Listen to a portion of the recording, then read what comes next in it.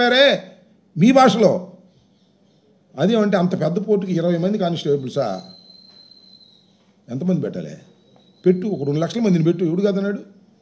ఇవాళ మీ అధికారం వచ్చింది కదా, 5 మాసాల నుంచి పరిపాలన చేస్తున్నారు కదా, ఎందుకు మీరు పెట్టడం లేదు? పెట్టొచ్చు కదా. దానికి సమాధానం లేదు.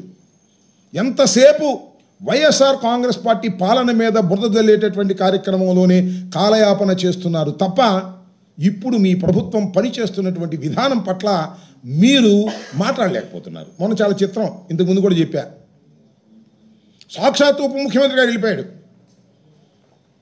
రఫ్ సీ ఉంటే బోటులో వెళ్ళిపోయాడు. సీజ్ ది షిప్ అని అంట, సీజ్ చేశారంట. సినిమా డైలాగ్ నేను కూడా నిజమే అనుకున్నా ఆ రోజు చూసి. తర్వాత చూసింది ఏంటంటే కలెక్టర్ వెళ్ళాడు అంతకుముందు, షాన్ మోహన్ అంట, బుధవారం వెళ్ళాడు. ఆ షిప్ను చూశాడు, లోపలంతా పరిశీలించాడు, దాని మీద యాక్షన్ అన్నాడు. యాక్షన్ అనేది మళ్ళీ ఇల్లు వెళ్ళారు. ఎందుకు వెళ్ళారు నాకు అర్థం కాల. కలెక్టర్ వెళ్ళాడు, ఒకసారి పరిశీలన చేశాడు, దానిలో దొంగ బియ్యం ఉందన్నారు, దాన్ని సీజ్ చేయాలన్నారు, అయిపోయింది కదా. మళ్ళీ ఇల్లు ఎందుకు వెళ్ళారు నాకు అర్థం కాల. నాకు మళ్ళీ వెళ్ళి సీజ్ ది షిప్ అన్నా అంట. అదేమో ఫ్రంట్ పేజీలో వీడియోలు, గందరగోళాలు, సినిమాటిక్లో. మొత్తం ఈ రాష్ట్రంలో, ఈ రాష్ట్రంలో కాదు, ఈ దేశంలోనే రైస్ ఎక్స్పోర్ట్ చేసేటటువంటి కంపెనీ ఏదైనా ఉంది అంటే దేశంలో 3rd ప్లేస్లో ఉన్న కంపెనీ ఒకటి ఉంది. మన రాష్ట్రంలో నెంబర్ 1 ప్లేస్లో ఉన్నటువంటి కంపెనీ ఒకటి ఉంది. దాని పేరు పట్టాభి ఆగ్రో. పట్టాభి ఆగ్రో ఎవరిదో తెలుసా? ఇది పయ్యావుల కేశవులు గారి వియ్యంకులది. పయ్యావుల కేశవులు గారు ఎవరో తెలుసు కదా, మీ సహచర మంత్రి, ఫైనాన్స్ మినిస్టరు.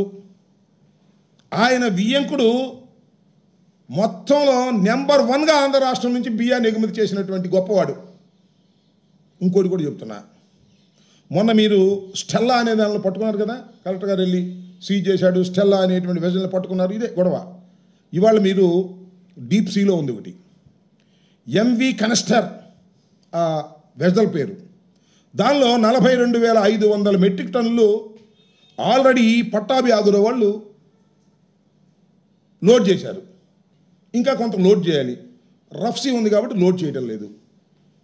ఈ రఫ్సీ కొద్దిగా తగ్గిన తర్వాత అది కూడా లోడ్ చేసి దాన్ని ఎగుమతి చేయబోతున్నారు నైజీరియాకి. నా ఆరోపణ చెప్తున్నా, దీనిలో టోటల్గా పీడిఎస్ రైస్దే నేను ఆరోపణ చేస్తున్నా. పవన్ కళ్యాణ్ గారు, నువ్వంటే బాగు తమరు, నాదెళ్ల మనోహర్ గారు మళ్ళా వెజల్లో వెళ్ళండి, సీజ్ ది షిప్ అని చెప్పండి. శభాష్. పయ్యావుల కేశవులు గారి బియ్యంకుడిదైనా కూడా బ్రహ్మాండంగా పట్టుకున్నారా. నిజమైన నిజాయితీ పరులు మన పవన్ కళ్యాణ్ గారు, మనోహర్ గారు అని అందరూ ఆశ్చర్యపోతారు, మెచ్చుకుంటారు. ఇంటర్నేషనల్గా మీకు వచ్చేస్తాయి. ఇంటర్నేషనల్గా మంత్రి వియ్యంకుడినే పట్టుకున్నటువంటి పవన్ కళ్యాణ్ సిన్సియర్, సినిమాల్లోనే కాదు ఆయన హీరో, ఇక్కడ కూడా హీరే అని అనుకుంటారు. అంతేగాని కలెక్టర్ సీజ్ చేసింది మళ్ళీ వెళ్ళి పట్టుకుని సీజ్ ది షిప్ అని అంటాం కంటే అది జోక్, ఇది సీరియస్. దీని మీద మీరేమైనా చేయగలరంటే దాని మీద చేస్తారని నేను అనుకోను. చేస్తే మాత్రం నిజంగా I'm appreciating them very well అని కూడా మనం చేస్తున్నా. ఇంకపోతే ఈ అరబిందో గొడవ, ఇది కొత్తగా తీసుకొచ్చాడు మన నాదెళ్ల మనోహర్ గారు. నేను అడుగుతా ఉన్నా, మనోహర్ గారు కాస్త తెలుసుకుని మాట్లాడండి సార్. ఏదో ఆవేశంగా తెలుసుకుని మాట్లాడుకోకుండా ఊరిని డబ్బులు కలెక్షన్లో మునిగిపోయి కాకినాడలో నుండి 24 గంటలు కాకినాడే, ఎందుకంటే క్యాష్ కలెక్షన్ కోసం మిల్లుల మీద రైడ్ చేస్తారంటారు. నేను చెప్పా, చాలా సందర్భాల్లో చెప్పా, వాళ్ళ పత్రికలోనే నెంబర్ 1 పత్రిక వాళ్ళకి, దానిలోనే చెప్పారు. ఇది ఈ మొత్తం అంతా కూడా రెచ్చిపోతున్న రేషన్ మాఫియా, గ్రామాల్లో రెచ్చిపోతున్నారు, రేషన్ మాఫియా వసూలు చేస్తున్నారు అన్ని తీసుకెళ్తారు, వాళ్ళ పత్రికలు చెప్పాయి. అదేమన్నా నాదెళ్ల మనోహర్ గారు అంటారు ఇటువరకు ఏదో 2,900 ఫెయిర్ ఫైవ్ షాపులు ఉన్నాయి, దానికి బళ్ళు పెట్టారు, బళ్ళు పెట్టి నాశనం చేశారు అని. మేము బళ్ళు పెట్టాము, ప్రజల దగ్గరకు తీసుకెళ్ళి పంచేటువంటి కార్యక్రమం జరిగింది. అక్కడో ఇక్కడ పొరపాట్లు జరిగేమో, జరిగి ఉండొచ్చు. ఇవాళ కొంత ఒక ట్రైనింగ్ సెషన్ లాంటివి జరపడం జరిగింది. From tomorrow onwards we are planning to start సర్చ్కి సంబంధించి ఆ షిప్ మీద. అండ్ దానికి సంబంధించి ఇవాళ టీమ్స్ ఫామ్ చేసుకోవటం అండ్ రేపు మార్నింగ్ వాళ్ళని ఫీల్డ్ మీదకి పంపించడం జరుగుతుంది. I'll inform again the time also. కొంత కస్టమ్స్ వైపు నుంచి టీమ్స్ ఫామ్ చేసే పనిలో ఉన్నాం. Once a team is formed, I'll intimate you by evening, maximum tomorrow morning, by the time we go to the port. So ఇది అందరి దృష్టిలో పెట్టడం అతి ముఖ్యం. సో అందుకని ఇవాళ అందరినీ పిలవడం జరిగింది. రెండోది, మనకి కంప్లీట్గా ఆల్ చెక్ పోస్ట్ స్ట్రెంథన్ చేయాల్సిన అవసరం ఉండింది. ఆల్రెడీ మన honourable deputy CM also has identified that మన ఇంకా చెక్ పోస్ట్ని స్ట్రెంథన్ చేయడం జరగాలి. సో దానికోసం అని చెప్పి అగైన్ చెక్ పోస్ట్ ఉన్న స్టాఫ్కి ఒక లెవెల్ ఆఫ్ ట్రైనింగ్, తర్వాత ఆల్ 3 షిఫ్ట్స్లో అంటే రైట్ ఫ్రమ్ 24 hours షిఫ్ట్స్లో నడిపేటట్లు again we have started and we have ensured that every vehicle is checked. And ఎక్కడైనా పీడిఎస్ రైస్ సంబంధించి అక్కడ ఇన్స్టెంట్ చెక్లో జరిగినవి ఇమ్మీడియట్గా సీజ్ చేయటం, ఆ సీజ్ చేసిన స్టాక్ సంబంధించిన గోడౌన్ దగ్గరికి వెళ్ళటం, గోడౌన్లో ఇంకా స్టాక్ ఉంటే గోడౌన్ స్టాక్ సీజ్ చేయడం, ఈ ప్రాసెస్ మళ్ళీ స్ట్రెంథన్ చేయటం జరిగింది. అండ్ దానికి సంబంధించి ఏదైనా మనకి మీడియా వారి ద్వారా కానీ ఇంకెవరి దగ్గర ఇన్ఫర్మేషన్ ఉన్నా కూడా యూ కెన్ ఆల్వేస్ ఇంటిమేట్ మీ. మనందరి దగ్గర నా నెంబర్, ఫోన్ నెంబర్ ఎక్కడ నాకు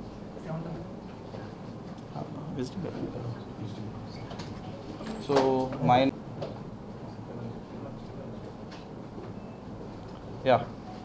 so 7993333244. I repeat 7993333244. Any information regarding any illegal transportation of PDS rice, diversion of PDS rice, especially Kakinada పోర్టుకు సంబంధించి ఏదైనా చెకింగ్స్లో ఇష్యూ ఉన్నా, లేదంటే ఏదైనా బార్జెస్లో లోడ్ అవుతున్నప్పుడు ఇన్ఫర్మేషన్ ఉన్నా, ఒకవేళ మనకి మీడియా వారి ద్వారా కానీ ఇంకెవరున్నా ఇమీడియట్గా you can please message me or you can call me any time so that I will be able to act immediately. We have those task force teams now. ఏదైనా ఎలాంటి ఇష్యూ ఉన్నా ఇమీడియట్గా అక్కడికి వెళ్ళి సీజ్ చేయడం కానీ చేయాల్సిన టెస్ట్ కానీ చేయడానికి we have a team ready now.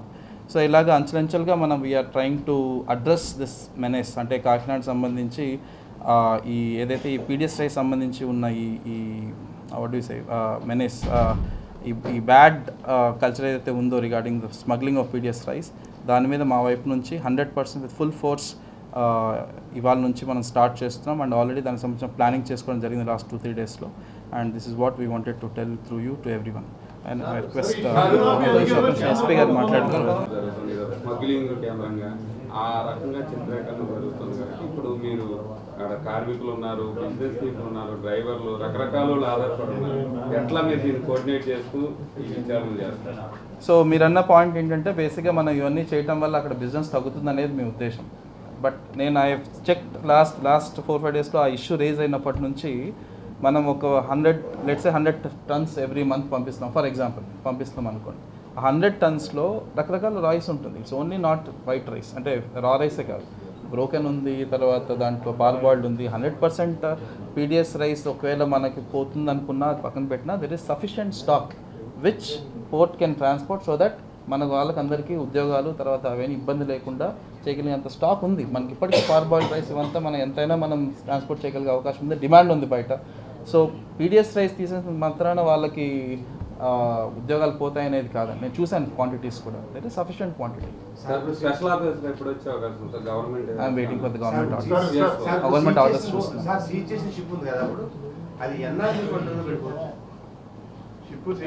నేను అదే ఇందాక అనింది, మనం ఫస్ట్ నాకు ఆ టీం వెళ్తే, ఆ టీం వెళ్ళిన తర్వాత నాకు ఎగ్జాక్ట్గా నాకు తెలుస్తుంది ఎంత క్వాంటిటీ 100% అక్కడ ఈ పీడిఎస్ రైస్ ఉందో తెలుస్తుంది.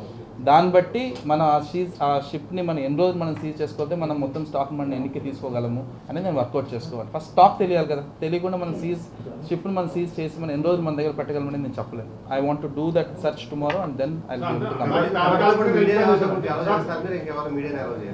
నేను ప్లాన్ చేస్తాను. Good point. I clarify.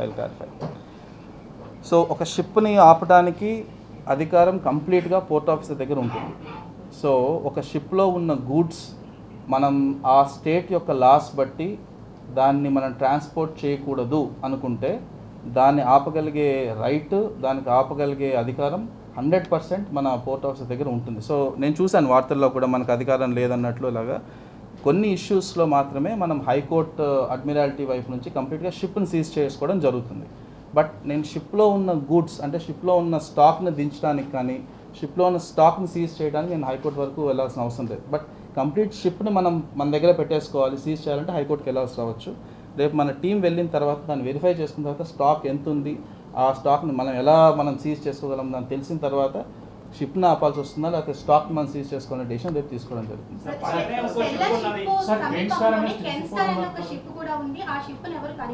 Check చేసామమ్మా already. It's all parboiled rice as of now. నేను చూసాను ఆల్రెడీ. అది పార్బాయిల్డ్ రైస్ అంటే బాయిల్డ్ రైస్. సో బాయిల్డ్ రైస్లో మనకు పీడిఎస్ రైస్ ఉండే అవకాశం ఉండదు. So as of now that కెన్స్టార్ షిప్కి సంబంధించి ఆల్రెడీ నిన్న నాకు ఇన్ఫర్మేషన్ వచ్చింది, నేను వెరిఫై కూడా చేసుకున్నాను.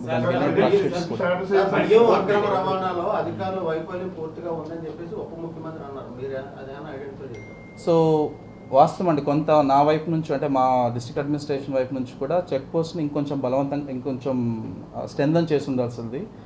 కొంచెం తప్పు అంచనా వేసి ఉండొచ్చు, లేకపోతే ఒక పాయింట్ ఆఫ్ టైంలో మనం ఆ పోర్ట్ ఆపరేషన్స్ అఫెక్ట్ అవ్వకూడదన్న థాట్లో కొంత మనం రిలాక్స్ అయినమాట వాస్తవం. సో దానికి మనం ఈరోజు వీ హ్యావ్ సీన్ ఎంత వాల్యూ ఆఫ్ స్టాక్ మన దేశం దాటి వెళ్ళిపోతుందో. సో అందుకని సంబంధించి again with full commitment we're again strengthening the check post and you will see the difference.